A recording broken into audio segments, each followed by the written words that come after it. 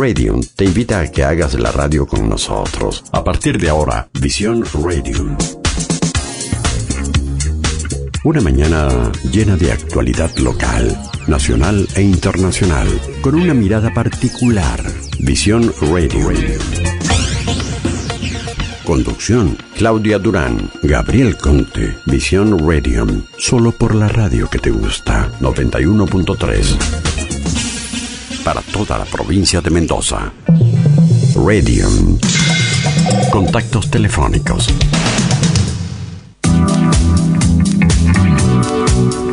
Y lo decíamos, lo advertíamos, amenazábamos inclusive por las redes sociales, diciendo que arrancábamos de una manera especial el programa de hoy porque vamos a hacerlo hablando con un periodista, abogado, con una persona de una amplia trayectoria que a manera personal lo conocí a través de sus artículos en la revista Humor hace algunos años atrás y que ahora ha escrito un libro que tiene mucho que ver con la fecha que recordamos hoy. De hecho, elegimos hablar con él en el día de hoy porque es una persona realmente muy interesante y su libro, y yo que soy un gran lector, que leo más de un libro por semana, quiero decir que me ha apasionado, y si no, pregúntenle a mi esposa que me lo quiere quitar para leerlo ella, y voy por la segunda relectura ya con remarcaciones. Ah, qué bien. Mira vos, Claudia. Bueno, el libro se llama Alfonsín, mitos y verdades del padre de la democracia, y su autor es Oscar Muiño, que está en contacto con nosotros. Buen día, Oscar, ¿cómo está? ¿Cómo te va? ¿Qué decís, Gabriel? Hola, Claudia. Hola, ¿qué tal? Buen día. Bueno, un gusto saludarte, realmente es un placer. Decíamos que el libro está maravilloso, realmente, porque tiene de todo, tiene secretos, tiene anécdotas, y tiene sobre todo muchísimas fuentes, ¿no?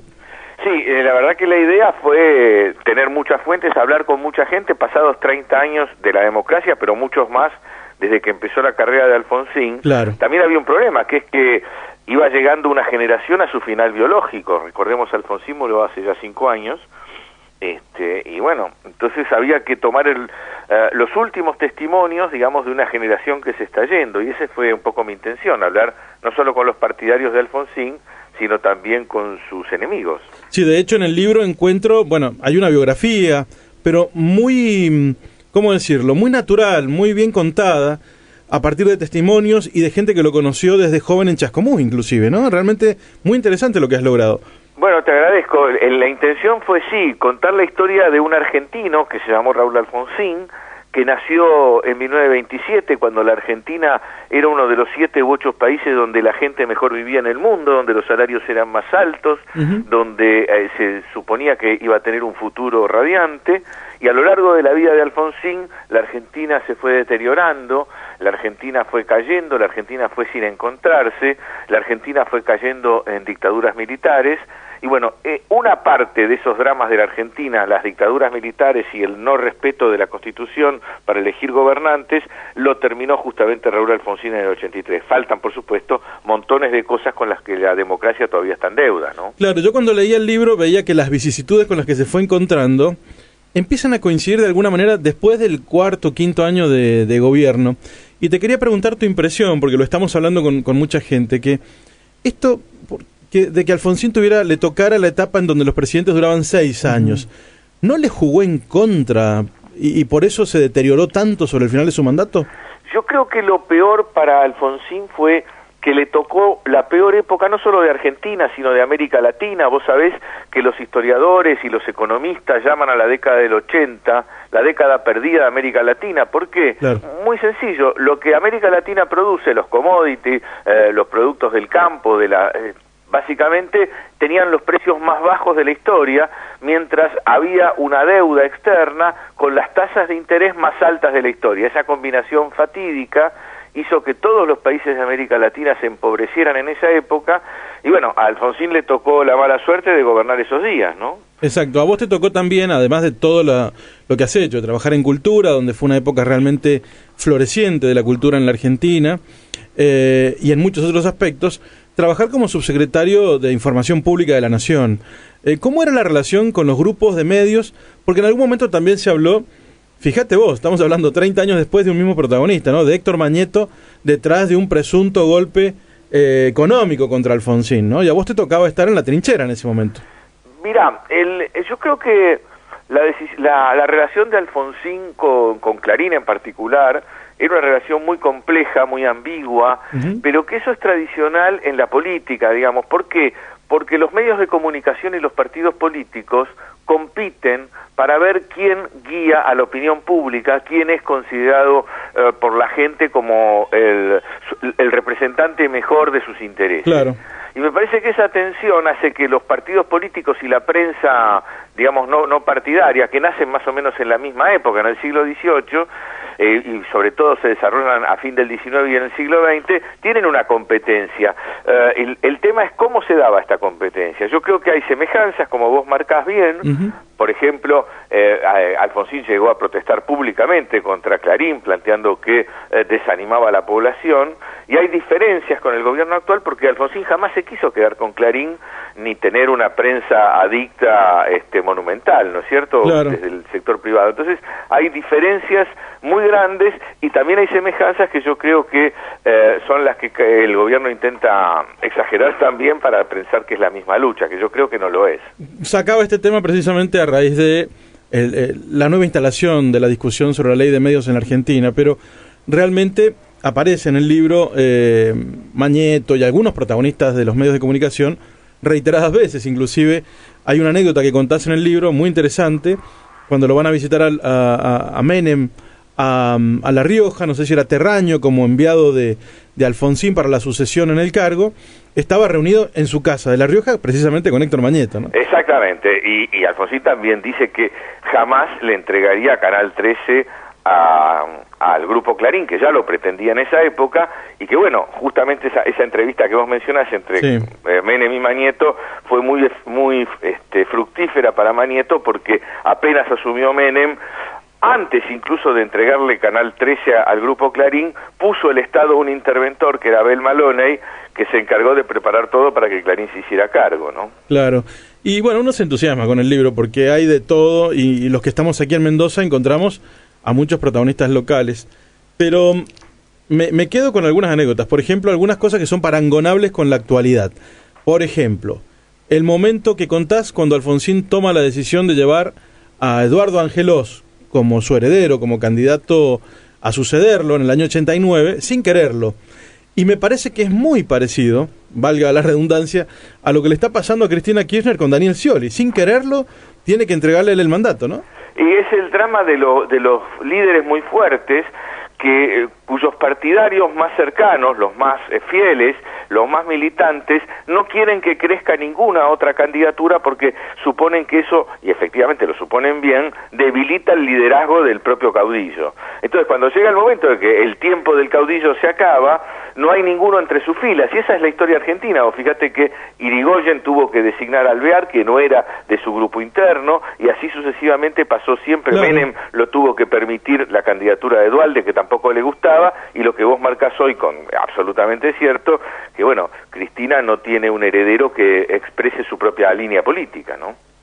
¿Qué tal? Buen día. Ahora me toca a mí, porque relacionado con esto que acaba de decir, también suena un poco contradictorio, ¿no? Porque si hablamos de una fuerza política, si queremos que perdure el modelo, es contradictorio pensar en que no hay nadie o no empezar a preparar a una figura fuerte para que pueda reemplazarnos, ¿no? Absolutamente, porque la fuerza política de un proyecto también tiene que contemplar, y algo que en la Argentina siempre es muy difícil, de qué modo eso se institucionaliza por encima de las personas. Y eso creo que le cuesta mucho a la política argentina. Bueno, el cristinismo ha sido una versión extrema de este punto, ¿no? Pero le cuesta mucho en general a la política argentina liberarse de una cosa un poco caudillesca que creo que marca un retraso institucional real de la sociedad argentina en su mayoría, ¿no? ¿Tiene que ver con el exitismo? Tiene que ver con el exitismo y con el facilismo, porque entonces uno dice el jefe manda y todos obedecemos, lo cual es absurdo, porque eso funciona en las tribus donde hay pocas cosas que hacer. Cuando vos tenés un estado complejo en un país difícil como la Argentina, vos tenés que tener ministros mucho más fuertes, líderes políticos más competentes, y los ministros y funcionarios se tienen que parar ante el presidente y decirle, presidente, esto no se puede hacer. Si vos decís a todo que sí, bueno, tenemos una prueba clara de lo que puede pasar en poco tiempo, ¿no? Sí, bueno, ayer hablábamos con Gabriel Dreyfus sobre la campaña, ¿no? Sobre lo que fue la campaña de David Rato en el 83 para la llegada de Alfonsín al gobierno, y la evaluación que él hacía es que se ha ido degradando la calidad de las personas que ascienden a la presidencia. Fue muy provocador y, por supuesto, una consideración muy extrema, pero nos gustaría tener tu balance, porque te has tomado el trabajo de hablar con muchísima gente, de ser parte de esa primera experiencia democrática en la Argentina en el año 83, y además de escribir la biografía de quien consideras vos, y muchas otras personas también, entre las que me encuentro, el verdadero padre de la democracia, ¿no? En principio estoy totalmente de acuerdo. Hay un deterioro de la calidad de la política. Basta comparar los diputados nacionales y los senadores nacionales de 1983 con los de hoy. Son muy superiores los de entonces y los de hoy son mucho peores.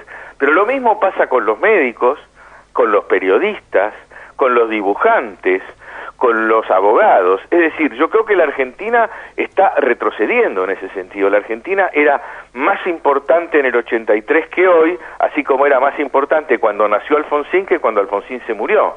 Es decir, me parece que nosotros estamos teniendo un problema de calidad como sociedad que se expresa en todo y también en la política. Bueno, es grave lo que estás diciendo, porque de alguna manera hay un planteo siempre latente y que nos cuesta hacer porque somos gente democrática, que es, ¿para qué sirvieron estos 30 años de democracia? Bueno, yo creo que fueron primero la diferencia entre la vida y la muerte. Me parece que esta es la gran diferencia entre la democracia y la dictadura, sobre todo porque las dictaduras anteriores a la de Videla, a la del 1976, habían sido dictablandas en realidad. Nosotros cuando éramos jovencitos creíamos que eran dictaduras feroces, pero visto en comparación, bueno, no mataban gente, claro. Yo cuento en el libro cuando estaban presos, la verdad que estar preso era casi estar en una especie de lugar de tertulia, porque los visitaban a los presos los parientes, los militantes, los correligionarios, y era los amigos. Era un poroto para el militante o para el político que caía preso, el caso de Balbín, por ejemplo. Es decir, el problema es que, bueno, por eso también los golpes militares se mantenían, porque tampoco era una cosa tan horrorosa, era pésima, por supuesto, desde el punto de vista institucional, pero no era que masacraban gente. Ahora, en el 76 llegó la muerte, el horror, la cosa más siniestra que la Argentina había tenido, y me parece que eso fue al mismo tiempo que fue lo peor y lo más brutal. También la sociedad argentina dijo, no, estos asesinos, torturadores, masacradores, nunca más, por lo tanto, nunca más de dictadura, para que nadie más pueda nunca depender, hacer sufrir al pueblo argentino su voluntad, su arbitrio, sin ningún apego a la ley. Me parece que esta es la gran cosa. Se terminó eso, se empezó a respetar la voluntad popular, se establecieron, yo por ejemplo, para mí, el 30 de octubre gana Alfonsín, el 10 de diciembre asume. El 15 de diciembre, es decir, a los 5 días de gobierno, ya había resuelto el 80% de su programa electoral. ¿Por qué? Porque la censura se había terminado, porque la policía en las facultades se había terminado, porque una enorme cantidad de distorsiones que había de disposiciones ridículas, que hoy los jóvenes escucharan que, digamos, la gente no podía estar en traje de baño en una plaza, que claro, no se podía, había presiones sobre la vida civil, sobre la vida personal de cada uno, que los chicos no podían ir con el pelo largo al colegio, que la pollera de bueno, las eso chicas, me pasó a mí, por ejemplo, ¿no? Que eran una serie de normas heredadas que había que cumplir sí o sí. Exactamente. Entonces, eso en 5 días del gobierno, el 80% de su producto, que era todo tenía que ver con la democracia, fue resuelto, de modo tal que, a mi modo de ver por lo menos, la democracia logró mucho. Lo que la democracia no logró, y esto es lo que está en deuda enorme, me parece a mí, es que los argentinos vivan mejor, no solamente desde el punto de vista de la tolerancia política, no solamente desde el punto de vista de expresar las ideas, sino también del acceso a los bienes. Yo creo que el gobierno de Alfonsín fue el último gobierno que tuvo una idea de la Argentina, que en algunos casos tuvo éxito, en otros fracasó. Por suerte la Argentina ya no necesita una fuerza militar grande como necesitaba siempre, porque Alfonsín terminó con los conflictos con Chile y con el Brasil. Acordémonos que la Argentina venía de una guerra de Malvinas que casi, con Inglaterra, que casi los militares también nos habían llevado a una guerra con Chile, que bueno, ustedes la vivieron mucho desde la vivimos Mendoza, muy de cerca, sí, tal cual. En el año, ¿no? Sí, tal cual.